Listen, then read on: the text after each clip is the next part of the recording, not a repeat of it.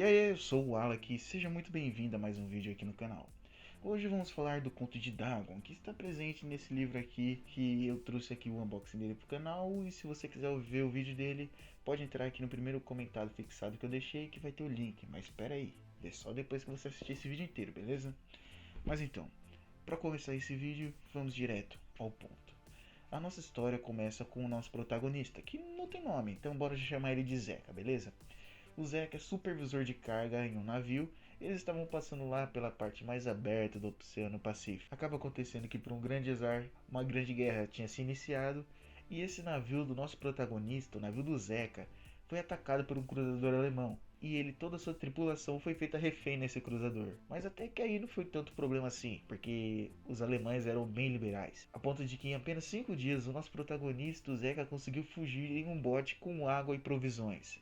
Ele conseguiu fugir pro oceano sozinho e até lá ele não estava no maior problema dele. Pelo menos ele não sabia que ele estava. Depois de alguns dias nesse oceano, ele que não era um bom navegador, apenas sabia se guiar mais ou menos pelo sol e pela lua. E sabia que estava lá pelo sul do Equador, lá para aquele lugar. Depois de um tempo à deriva no mar, ele começou a se desesperar, porque não estava vendo nenhum navio, não estava vendo nenhuma terra. Ele estava começando a achar que ia morrer naquele bote lá assado pelo sol. Porém, depois de alguns dias, quando chegou uma noite de sono bem pesada para ele acordou. E quando ele acordou, ele estava em um lugar um pouco estranho. O bote dele estava virado. Ele se levantou para olhar e quando ele olhou, ele estava em uma imensidão de uma ilha. Era mais ou menos uma terra firme, porém não pode se chamar de terra, porque o bote dele estava empacado em um lodo negro e viscoso. E esse lodo estava cheio de carcaças de peixes em decomposição. Portanto, imagina só o cheirinho bom que ele acordou sentindo. Pra você ter ideia da extensão desse solo, era tão grande que ele não conseguia nem mais ouvir o som do oceano, nem mesmo ver nenhuma ave marinha, que lá devia estar cheio, porque elas deviam estar pegando a carcaça dos peixes que estavam nesse solo. Com o solo nas condições que estava, ele não conseguia andar. Então o que é que ele fez? Ele resolveu esperar um tempo para esse solo secar um pouco e ele poder andar sobre ele. Ele esperou uns dias e já na terceira manhã o solo já estava seco o suficiente para ele poder andar sem dificuldade. Então ele aprontou uma mochila com algumas provisões e água e começou a seguir caminhada. Ele seguiu pelo oeste e estava sendo guiado por um grande pico que ele conseguia ver se destacar ao horizonte. Depois de mais um tempo de caminhada, já na quarta noite, nosso protagonista, o Zeca, conseguiu chegar até a base do monte. Como ele estava muito cansado, ele resolveu dormir por lá mesmo. Porém, nessa noite ele acabou tendo sonhos e visões muito ruins. E ele acabou acordando meio perturbado, mas depois de acordar, ele percebeu que era melhor ele continuar a caminhada dele de noite, já que de noite não ia ter o sol queimando o cangote dele, né? Então o que ele fez? Ele seguiu viagem e conseguiu chegar até o topo desse monte. Quando ele chegou lá, ele começou a olhar o local, viu que esse monte era muito maior do que parecia de longe. De lá do topo, conforme ele olhava o horizonte, ele conseguiu perceber que havia uma forma de poço ou um canyon bem grande lá na base do monte. Mas como a lua não estava iluminando, ele conseguia ver muito bem como é que era. Depois de um tempinho, com a lua mudando de posição, ela começou a iluminar a base desse monte. Ele conseguiu enxergar que havia diversas pedras e que esse morro não era tão acentuado assim, então ele podia descer tranquilamente ele.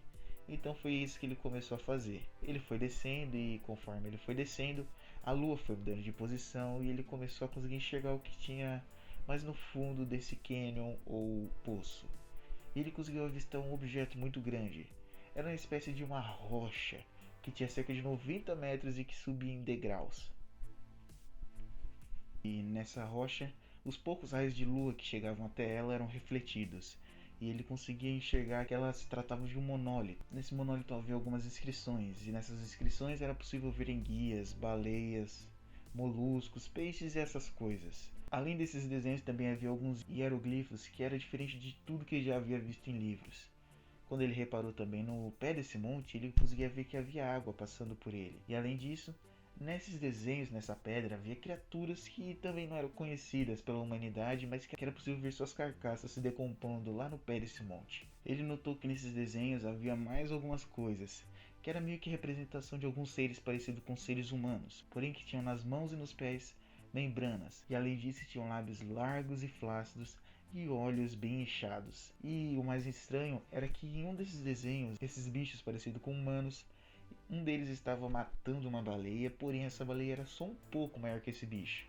Bom, nosso protagonista Zeca pensou que isso era apenas algum tipo de desenho que uma tribo primitiva tinha feito e que ficava adorando essas imagens. Mas poxa, 90 metros uma tribo fazer um bagulho desse, eu não sei se é muito fácil. Depois de um tempo admirando tudo isso, ele viu que havia algo surgindo do mar e saindo do pé do monolito. Era uma coisa grande e horrenda, que saiu com a cabeça curvada e emitindo sons compassados. O Zeca, que não é trouxa nem nada, já deu no pé subindo o monte, todo assustado e correndo e fugindo pro bote dele. Enquanto ele fugia, ele relata que ele estava gargalhando e rindo, tava meio biruta já.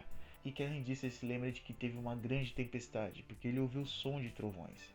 Mas enfim, ele voltou pro bote, acabou desmaiando lá, e ele acordou em um hospital em São Francisco. Disseram para ele que uma equipe de navio encontrou ele no seu bote e levou ele até o hospital.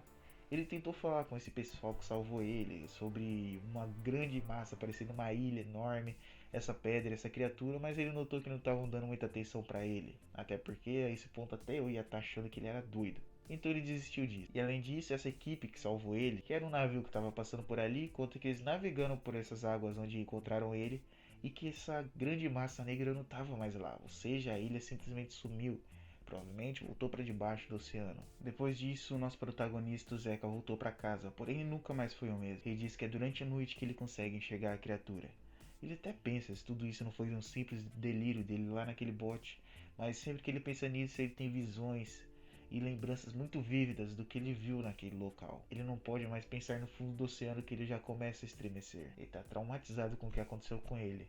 E o conto finaliza com ele relatando que ele está ouvindo um som de algum corpo pegajoso se jogando contra a porta dele. Então ele se lembra que deixou a janela aberta e o conto termina com essa finalização em aberto, mas que a gente sabe como terminou. Ou ele ficou biruta de vez, ou então o bicho voltou lá para pegar ele.